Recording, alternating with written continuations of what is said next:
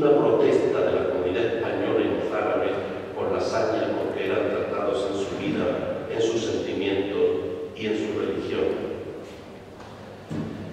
La historia de la dominación musulmana es también la historia de múltiples y continuas rebeliones de los españoles, cristianos o no, por su libertad, por vivir felices en sus tierras, en las que se sintieran dueños como siempre ha sido. Por supuesto que los grandes monasterios cordobeses han desaparecido, como la mayoría de aquellas iglesias que hoy admirarían al mundo. Decir también que con estos sabios y santos cordobeses se nos terminan las fuentes cristianas escritas, y lo que contaré a continuación está basado únicamente en cronistas musulmanes. Seguimos en tiempos de Abderramán II. Salgamos muy brevemente de Andalucía. Vayamos a una bella ciudad llamada entonces Ego y ahora Tellín, justo por donde dejamos las huertas murcianas para acercarnos a las llanuras manchegas de Albacete. En esta ocasión contamos con abundantes argumentos arqueológicos que son los yacimientos del Tolmo de Montera. Allí podéis ver las ruinas de una magnífica iglesia visigoda de planta basilical con 3 naves y un baptisterio.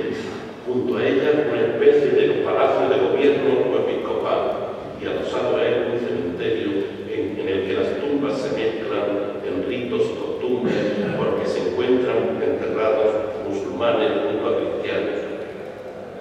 Son los restos de la antigua ciudad visigoda de Elo, sede episcopal y centro de una comarca mandada entonces en tiempos de la invasión por el godo Teodomiro. Esta iglesia, esta ciudad, según los cronistas musulmanes, era foco de continuas rebeliones contra los cordobeses y el emir decidió simplemente borrarla de la faz de la tierra. Era el año 831 y mandó una expedición que la redujo a escombros. Acabó con todos los cristianos, con el obispo, con el gobierno de la ciudad, simplemente aniquilándola. Luego miró hacia el sur y mandó edificar una ciudad de Nueva Planta que sería la sede de los gobernadores musulmanes. Esta ciudad es nada menos que Murcia. Vayamos adelante del tiempo. Hablemos de un español de leyenda que a punto estuvo de cargarse el califato. Se llamaba Umar ben Hafsun y nació en el año 854 en una arquería cercana a Parauta, en la serranía de Ronda. Sus antepasados eran nobles cristianos que, pasadas 2 o 3 generaciones tras la conquista, se hicieron musulmanes para poder conservar sus riquezas y su posición privilegiada. Omar, desde joven, fue un rebelde, mitad soñador, mitad guerrillero, que consiguió reunir a su alrededor a los españoles que deseaban recuperar su libertad. Se instaló en una montaña inaccesible llamada Bobastro, cerca del pueblo de Ardanes y del desfiladero del Chorro, y desde allí lideró la rebelión de los españoles muladíes o mozárabes. Se puede afirmar que al rearme moral y religioso de los esperendeos, Sansón, Eulogio, etc., siguen los martirios que antes se mencionaron, y cuando estos se acaban, se inicia una lucha más militar que religiosa, pero que tiene el mismo trasfondo. Es una revuelta contra los invasores, contra su religión y su cultura. Omar tuvo en jaque al califato durante los reinados de Al-Mulk, 886-888, Abdalá, 888-912, para ser liquidada por Abderramán III. Muchos territorios le obedecían como rey. Estaban bajo su mando toda la Alpujarra, poblada por mozárabes en su mayoría. La práctica totalidad de la provincia de Elvira, también lo que hoy es la provincia de Almería, muchos territorios y castillos de Jaén y desde luego Sevilla, por donde los árabes no podían aparecer, que se habían refugiado todos en el Aljarafe.